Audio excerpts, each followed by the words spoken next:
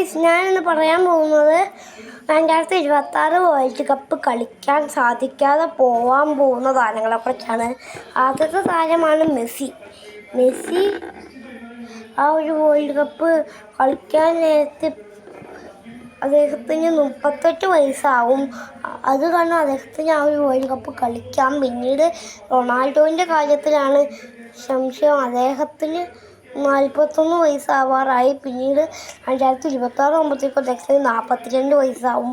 അത് കാരണം അദ്ദേഹത്തിന് ആ ഒരു വേൾഡ് കപ്പ് കളിക്കാൻ യോഗ്യത ഇല്ല എന്നാണ് എനിക്ക് തോന്നുന്നത്. പക്ഷേ ചിലപ്പോൾ അദ്ദേഹം കളിക്കാൻ സാധ്യതയുണ്ട്. കാരണം അദ്ദേഹം ഒരു വേൾഡ് കപ്പ് നേടിയിട്ടില്ല. അത് മാത്രമല്ല, അത് കാരണം അദ്ദേഹം ആ ഒരു വേൾഡ് കപ്പ് നേടാൻ വേണ്ടി അത് കളിക്കാൻ നോക്കുമായിരിക്കും. പോരാത്തതിന് റൊണാൾഡോൻ്റെ എനർജീൻ്റെ കാര്യത്തിൽ ഒരു കുറവുമില്ല. അത് കാരണം അദ്ദേഹം നമുക്ക് അറിയാൻ പറ്റത്തില്ല ഈ റൊണാൾഡോ ആ ഒരു വേൾഡ് കപ്പ് കളിക്കുന്നു. കാരണം മഹേന്ദ്ര സിംഗ് ധോണി 43-ാം വയസ്സിലും ഈ IPL കളിച്ചുകൊണ്ടിരിക്കുക.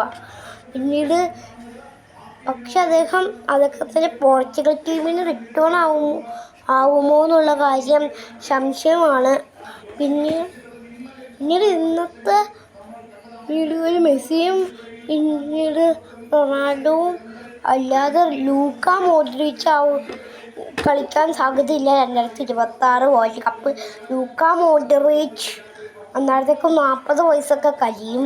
പിന്നീട് കിലിയൻ എംബാപ്പെ, ലമീൻ യമാൽ പോലുള്ള താരങ്ങൾ, പിന്നീട് ഒപ്പം തന്നെ നെയ്മർ ജൂനിയർ, ഈ 3 താരങ്ങളായിരിക്കും ചിലപ്പോൾ വേൾഡ് കപ്പ് 2026 മെയിൻ ചാമ്പ്യന്മാരായി വരാൻ പോകുന്നത്.